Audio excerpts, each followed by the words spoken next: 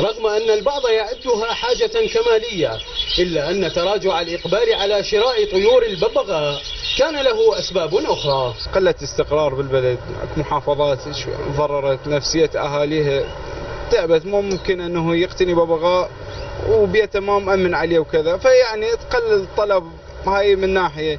من الناحية الثانية أزمة مالية بالبلد. هسه مو مثل قبل، اختلف الوضع عن السابق، كان اقبال كلش، يعني محافظات العراق كلها تجي، ابو البصره، ابو الحله، ابو الشمال العراق كلها تجي، فهسه كلها بعد ماكو بسبب هاي الاوضاع اللي عندنا.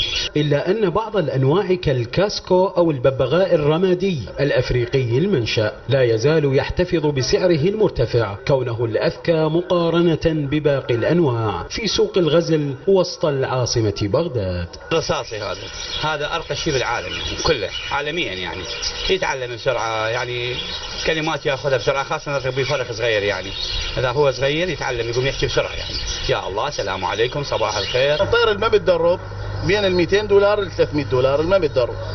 المتدرب مثلا يحكي له 20 كلام 25 كلام $1000 $800. يقرا آية قرآنية يوصل سعره $3000. أما أشهر أنواع الببغاوات بالإضافة للكاسكو هي المكاو الأحمر والنيبالي والهندي المعروف بالدرة والأمازوني والكوكاتو الأسترالي وغيرها من الأنواع، ويعمر بعضها حتى 100 عام. علي حمزة، السومرية.